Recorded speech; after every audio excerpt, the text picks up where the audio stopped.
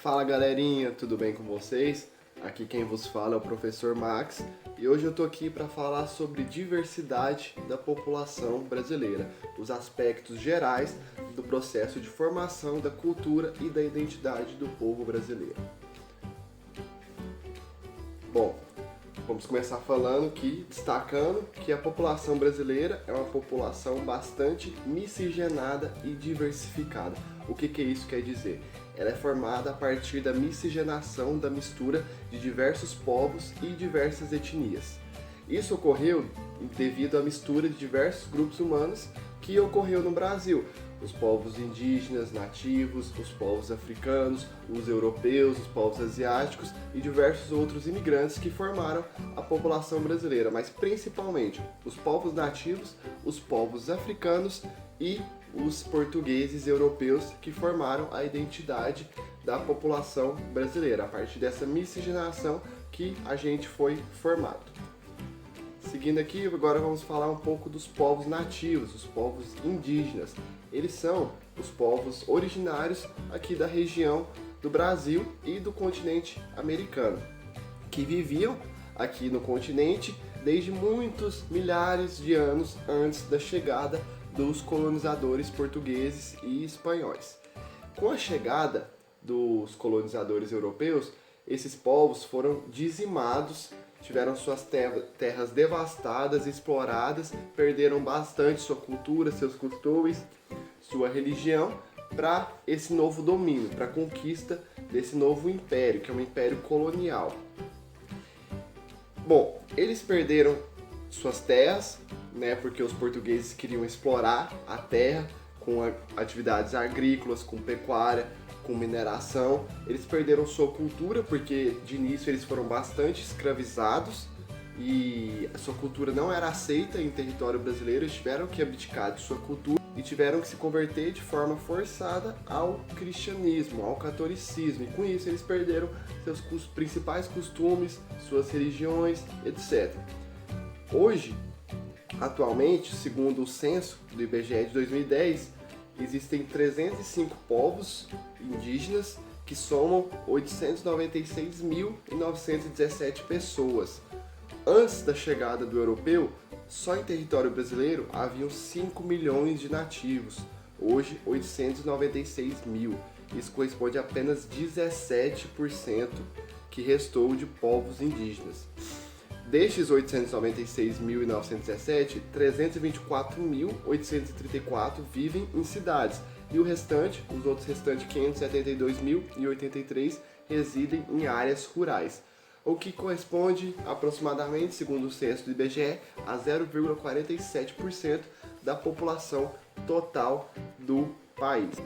Vale destacar que até hoje os indígenas sofrem discriminações, ainda estão perdendo suas terras para o desmatamento, para o avanço do agronegócio, para as madeireiras que querem explorar e derrubarem as árvores da Amazônia, tudo visando o lucro. Os povos nativos, que são os povos que mais preservam a natureza, o meio ambiente, a questão de sustentabilidade, estão perdendo espaço, suas terras e reservas para essas atividades comerciais e industriais, para as atividades do agronegócio e para as madeireiras. E até hoje eles são subjugados a essa vontade, a esse desejo, esse anseio por lucro do sistema capitalista. Muitas vezes os próprios brasileiros esquecem da formação que teve, das heranças que tem em seu sangue, em sua cultura, dos que vieram dos povos, principalmente na culinária. Nossa alimentação é uma herança da alimentação indígena. As questões da mandioca, da farinha, do milho, o peixe, as formas disso, as formas de se cozinhar, tudo é herança indígena. E vários outros elementos da nossa cultura hoje a gente possui graças aos povos nativos. Aqui esse mapa, ele mostra a distribuição desses indígenas pelo território brasileiro, onde 55% dos indígenas que vivem em território brasileiro, eles estão residindo na região da Amazônia, da floresta Amazônia, e 45% restante vivem em terras indígenas fora da Amazônia. Por isso que a Amazônia é o bioma brasileiro mais preservado, devido à quantidade de povos indígenas que lá residem. Ao contrário do Cerrado, da Mata Atlântica, que estão praticamente extintos e possuem poucos agrupamentos indígenas. Então, a gente percebe que a manutenção das terras desses povos é fundamental no que se refere à preservação e sustentabilidade do meio ambiente, principalmente da Amazônia, que é o maior e mais importante bioma do mundo, considerado o pulmão do mundo. Se a Amazônia for destruída, como está sendo com as madeireiras e com os avanços do agronegócio, com as atividades pecuárias, o mundo não será o mesmo no que se refere às questões naturais, questões ambientais, à saúde humana, às questões respiratórias e etc. Depois a gente tem os povos africanos, também como fortes influenciadores na formação e na cultura brasileira. Porém, eles vieram para o território brasileiro de uma forma muito triste, de uma forma genocida. Eles foram sequestrados de suas casas, de suas regiões, suas cidades, suas tribos e trazidos para o Brasil como escravos nas condições mais precárias de existência. Muitos, grande parte, até mesmo a maioria, morria no trajeto nos navios e eram simplesmente jogados ao mar. Eles foram separados de suas esposas, de seus pais, de seus filhos, de toda a sua família para servir ao capitalismo comercial que se instaurava aqui na forma do sistema colonial. Eles vieram para ter sua mão de obra explorada em campos de produção agrícola, de algodão, café, tabaco, cana-de-açúcar, nas atividades pecuárias de criação de gado e nas minerações, na extração de metais preciosos. Com a chegada dos povos africanos, vieram também seus costumes, seus hábitos, suas tradições, suas culturas, que também tiveram forte influência na raiz, na formação da cultura brasileira. Isso a gente pode destacar a música, o samba, o axé, tiveram forte influência da música africana. E também outras matrizes, como as religiões africanas, que sofreram sincretismo com o cristianismo e que hoje são conhecidas como candomblé, umbanda, etc. E também a gente tem as comunidades quilombolas, que são comunidades que residem os descendentes de antigos escravos que residiam nos antigos quilombos. Os quilombos eram formados a partir da fuga de escravos que mantinham esses fortes para fazer resistência aos portugueses e aos senhores de engenho, aos senhores de terra, certo? E com isso, os que sobreviveram, os que conseguiram resistir à violência do sistema colonial, se mantêm até hoje com os quilombos, as comunidades quilombolas. Aqui a gente vê uma imagem, uma clássica imagem da arte brasileira dos escravos sendo torturados, sendo apanhados no tronco. Isso era costume, isso era rotina na vida deles. Além das más condições de vida, dormiam em lugares úmidos, frios, apertados uns aos outros, amarrados a correntes de ferro, comiam restos de comida, sobras, só as partes ruins de carne e etc. E, por último, como agente de formação da população brasileira, nós temos os imigrantes.